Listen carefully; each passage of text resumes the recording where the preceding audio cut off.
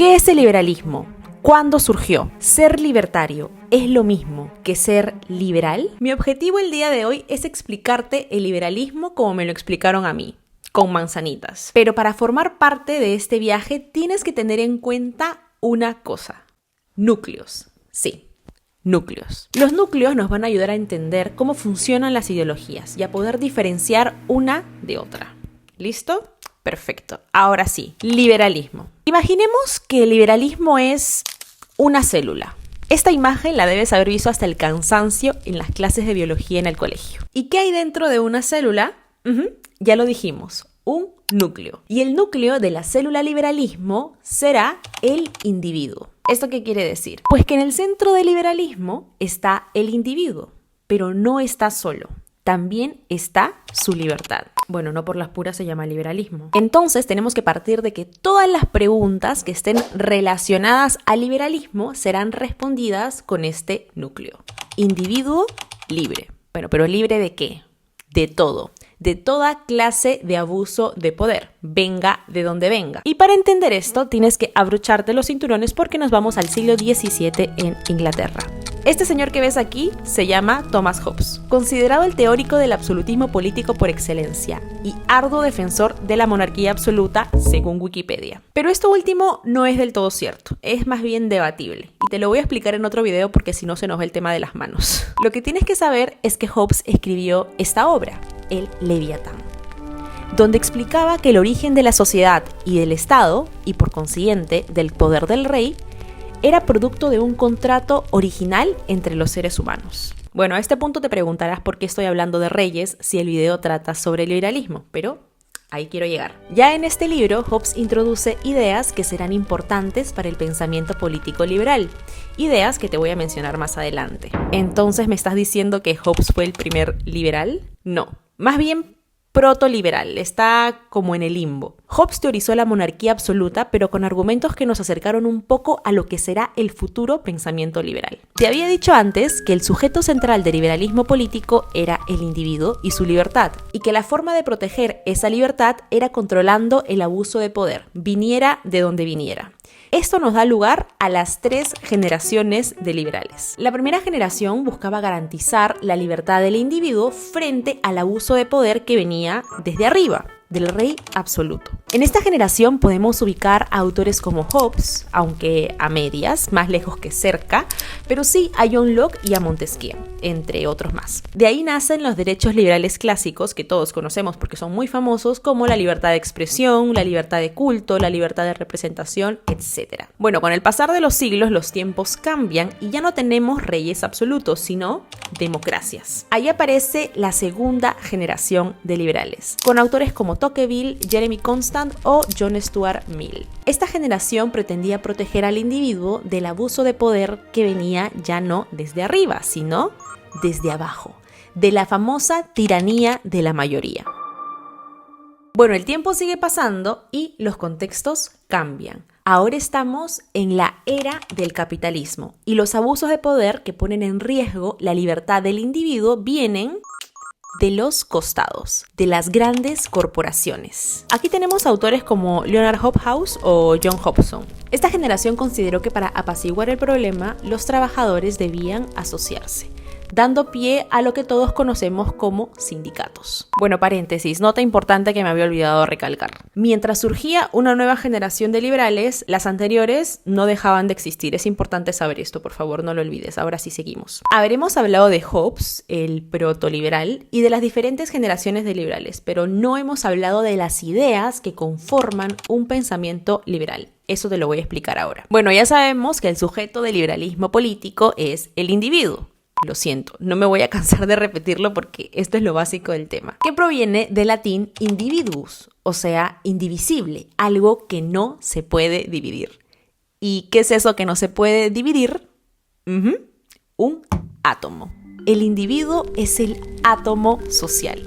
La sociedad para el liberalismo es una suma de individuos. Se construye como resultado de un acuerdo o contrato entre estos individuos libres. contrato social como esos en los que firmas y tal, sí, metafóricamente sí. Aquí la palabra contrato se traslada del ámbito económico al político, porque originalmente el liberalismo era la ideología de la burguesía ascendente, un grupo social de clase media económicamente acomodada y que ascendió contra la aristocracia, el grupo social privilegiado por razones de linaje o nacimiento.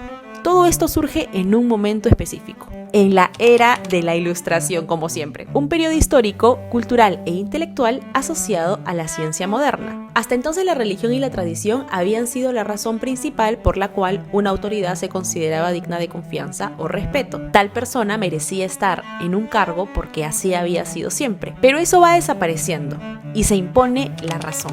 Y así con todo, lo que hacía que algo fuera considerado correcto o legítimo, ya sea una acción, una posición social o de autoridad, no se debía al hecho de que siempre se haya hecho de esa manera, sino porque así lo dictaba la lógica de la razón. Así pues, para el liberalismo clásico, la posición social debía ser aquella que la persona se ganase por su propio trabajo, esfuerzo y mérito, y no aquella que indicase su estatus de nacimiento o la propia tradición. Ojo, pero así como podía ganar por su propio mérito, también podía perder por su propia falta. En el liberalismo cada uno es responsable de su situación, de su ganancia y de sus desgracias. Entonces, los autores principales de la corriente contractualista, los que teorizaron el contrato social y que mencionamos en la primera generación de liberales, no solo concibieron la sociedad como una asociación voluntaria de individuos, sino también que estos individuos eran previos a la sociedad y al mismo Estado. Es decir, que surgieron antes y por lo tanto tenían derechos naturales. Estos derechos por consiguiente eran anteriores al surgimiento de la sociedad y el Estado y por lo tanto no debían ser atacados por él.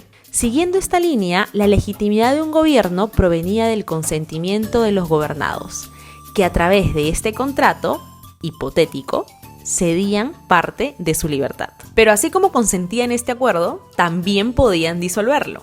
Esta idea era completamente revolucionaria y contraria al poder por origen divino que ostentaban los reyes de la época. En una escala liberal de valores, el individuo primaba sobre la sociedad civil y esta sobre el Estado. Porque como dijimos, el individuo era el átomo, lo que surgió primero y antes que todo. Esta separación era algo que antes no existía, porque hasta entonces la figura del rey tendía a confundirse con la del Estado. El rey lo era todo, era absoluto, pero no más, porque el liberalismo le asignará al Estado otro papel. ¿Qué papel? Un papel limitado, en todo lo posible. El liberalismo buscaba proteger al individuo y eso implicaba la menor interferencia posible hacia su libertad. Por eso entendían la libertad como no interferencia, o sea, ser libre de, también conocido como libertad negativa. Este será el tipo de libertad característico del liberalismo político clásico. Cuanta menos interferencia tengo, más libre soy. Por lo tanto, el papel del Estado estará reducido al mínimo, como la de un simple vigilante nocturno. Y su única función sería hacer que se cumplan los derechos liberales, la ley, los contratos, el orden y la seguridad. Esto seguramente te hace pensar en algo que todos conocemos.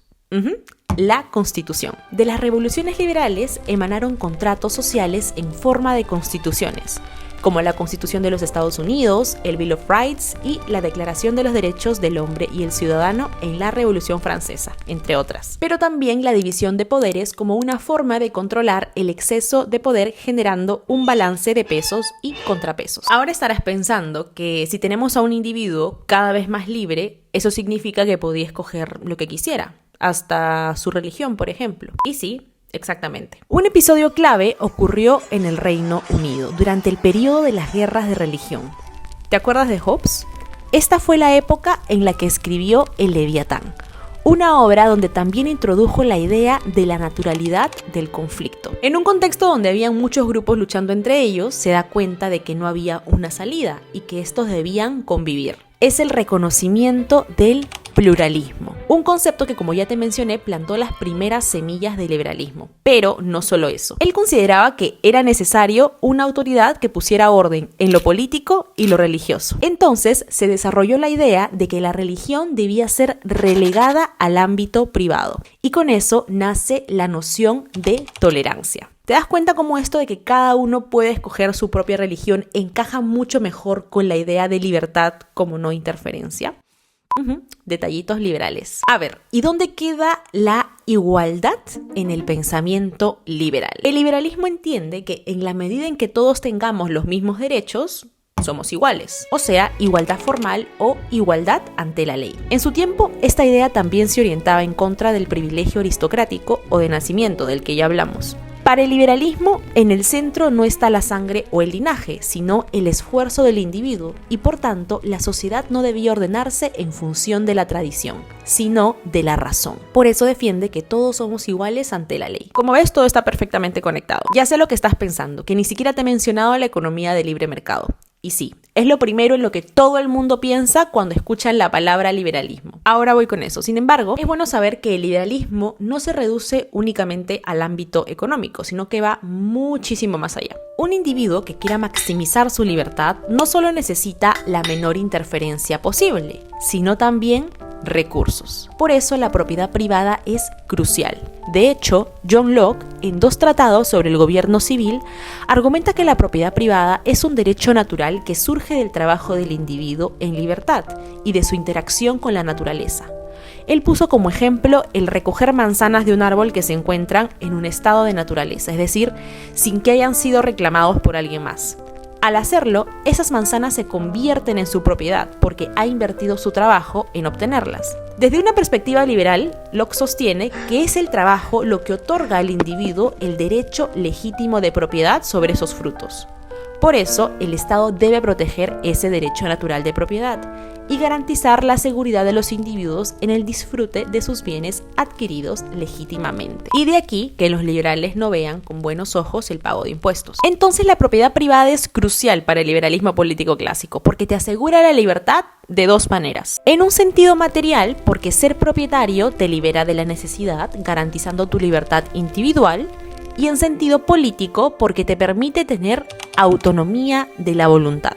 ¿Autonomía de qué? Autonomía de la voluntad. Y eso es... Autonomía de la voluntad es la capacidad que tiene el individuo para tomar decisiones de manera racional, sin depender de nadie más. Si trasladamos esto al ámbito político, significa que si dependes de alguien más, ya no puedes discernir el bien colectivo por ti mismo, porque dependes de la voluntad de esa otra persona. En otras palabras, no eres realmente libre para elegir. Este argumento se utilizó en el pasado para negar el derecho a voto a categorías consideradas dependientes, como las mujeres y los trabajadores. Bueno, me desvié, retomemos. Siguiendo en la línea de la economía, el dinero desplazó a los títulos, permitiendo igualar las posiciones sociales. Sin importar tu familia o tu ascendencia, si tenías dinero se te iba a tratar de determinada manera y podías ascender socialmente. A ver. Pero no todos tenemos las mismas oportunidades de generar riqueza. Una persona súper pobre no va a crecer con la misma rapidez que alguien de clase media. Exacto. Algunos liberales vieron que su sistema podía desmoronarse si no existía una igualdad de oportunidades real. Y de esa rama de liberales surgirá el liberalismo social. Bueno, a este punto espero no haberte enredado con tanta información. Ahora te estarás preguntando qué es el liberalismo social. Lo que hemos visto hasta el momento en el video es el liberalismo clásico, o sea, el originario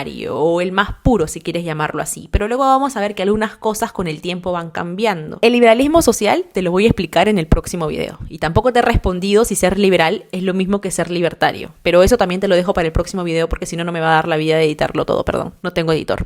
Así que nada, los veo en el próximo video. Déjame en los comentarios si tienes alguna idea o algún tema de interés. Ayúdame por favor porque no soy muy creativa para esas cosas. Y nada, nos vemos en el liberalismo parte 2. Que no sé si será el siguiente o el que sigue y el que sigue. Pero igual lo van a tener. Chao, chao.